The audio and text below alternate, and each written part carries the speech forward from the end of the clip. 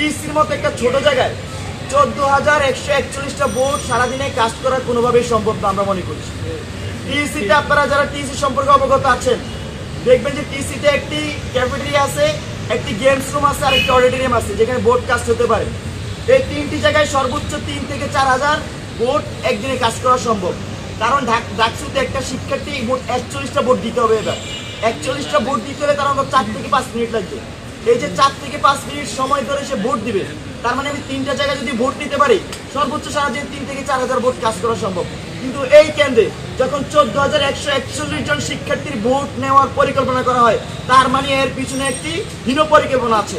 আমরা বিভিন্ন মাধ্যমে শুনতে পেয়েছি বিশ্ববিদ্যালয়ের পড়াশোনার উপর ভর করে একটি অংশ যাদের নারী শিক্ষার্থী হলে ভোট নাই, যাদের আসলে নারীদের প্রতিনিধিত্ব করে না, যারা নারীদের রাজনীতিকে নিরুৎসাহিত করে, যারা সেটা স্বীকার করে না, ওই অংশের একটা এখানে হীন পরিকল্পনা আছে এবং তারা বিশ্ববিদ্যালয়ের পড়াশোনার উপর ভর করে এখানে এরকম একটি চক সাজিয়েছে, নির্বাচনী ইঞ্জিনিয়ারিং করছে ডাকসুকে কেন্দ্র করে, যাতে ঢাকা বিশ্ববিদ্যালয়ের নারী শিক্ষার্থীরা ভোটে আসতে অনাগ্রহ প্রকাশ করে।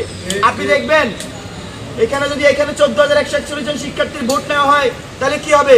সকালবেলা আসবে, এসে লম্বা সিরিয়ালে দাঁড়াবে, দাঁড়ানোর পরে একজন 3 ঘন্টা পরে একটা সেলফি তুলে বলবে আমি তো ভাই 3 ঘন্টা ধরে দাঁড়িয়ে আছি, এখনো ভোট দিতে পারি নাই। তাকে অনলাইনে দেখে আরো 50 জন আসবে না, কারণ সে 3 ঘন্টা রোদে দাঁড়িয়ে সে ভোট দিতে চায় না। এভাবে সিস্টেমেটিক ভাবে এখানে তাদেরকে অনুৎসাহিত করা হচ্ছে। আমরা দেখেছি 19 সালের ডাকসু নির্বাচনে ছাত্রলীগ কৃত্রিম লাইন তৈরি করতো, আর এবারের ডাকসু নির্বাচনে নারীদেরকে অনুৎসাহিত করার জন্য এখানে ইচ্ছাকৃতভাবে সিস্টেমেটিক ইঞ্জিনিয়ার্ড একটা লাইন তৈরি করার চিন্তা ভাবনা করছি। আমরা এই ধরনের প্রক্রিয়ার তীব্র নিন্দা এবং প্রতিবাদ জানাচ্ছি। আমরা ঢাকা বিশ্ববিদ্যালয়ের প্রশাসনকে স্পষ্টভাবে বলে দিতে চাই, 19-এর ডাকসুতে নানা ধরনের ইঞ্জিনিয়ারিং হয়েছে, আমরা সেগুলো শুনেছি, জানি।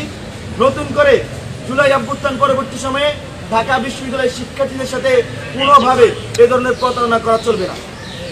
আমরা মনে করি যারা নারীদেরকে প্রতিনিধিত্ব করে না বা যারা নারীদেরকে এভাবে ভোটে অনুষ্ঠিত করার প্ল্যান বা চক বাস্তবায়ন করছে, তাদের ব্যাপারে নারীরা এবার ব্যালট বিপ্লবের মাধ্যমে জবাব দিবে।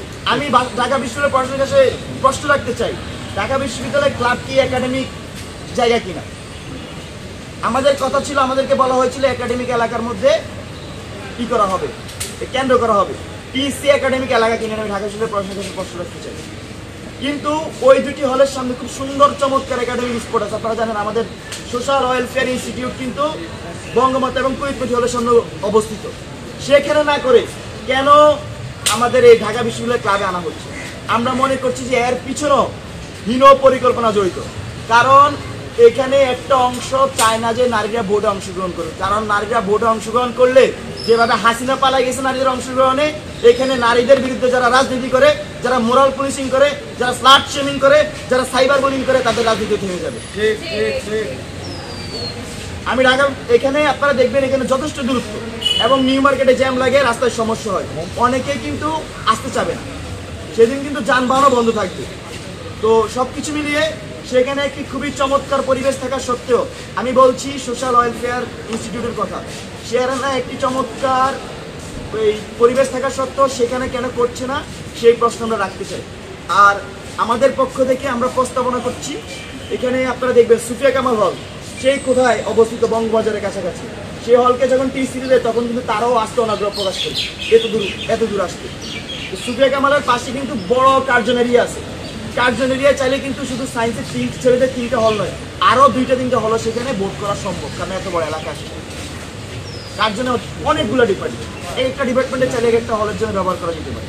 তো আমরা প্রস্তাব জানাচ্ছি, আমাদের প্রস্তাবিত দাবি হচ্ছে সুফিয়া কামাল হলের কেন্দ্র টিএসসিতে না করে সেটাকে অনতিবিলম্বে কার্জনে স্থানান্তর করা হোক। অন্যদিকে বঙ্গমাতা এবং কুইতপতি হলের কেন্দ্র ঢাকা বিশ্ববিদ্যালয় ক্লাবে না রেখে সোশ্যাল ওয়েলফেয়ার ইনস্টিটিউটে সেখানে স্থানান্তর করা হোক। আর আমার 2টি হল বাকি থাকে, রোকেয়া হল এবং শামসুন্নাহার হল। রোকেয়া হলে ভোটার সংখ্যা 5,641। আমার মনে হয় যে টিএসসি এই 5,641 ভোট কাজ করতেই টেপা পড়ল। সেক্ষেত্রে রোকেয়া হল অথবা শামসুন্নাহার হলের জন্য যে কোনো একটার জন্য বিকল্প এবং নিকট দূরত্বে তাদের জন্য ভোট কেন্দ্র ব্যবস্থা করা হবে। এটা বাংলাদেশ গণতান্ত্রিক ছাত্র সংসদের পক্ষ থেকে প্রস্তাবনা। আমরা ইতিমধ্যে এই 5টি হলের শিক্ষার্থীদের সাথে কথা বলেছি, আমরা জনমত করেছি, আমরা অন্যান্য শিক্ষার্থীদের সাথে কথা বলেছি, নানা ধরনের স্টেক হোল্ডারদের সাথে কথা বলেছি। সবাই আমাদেরকে এ ধরনের একটি সাজেশন করেছে, প্রস্তাবনা করেছে, সেটাই আমরা তুলে ধরেছি।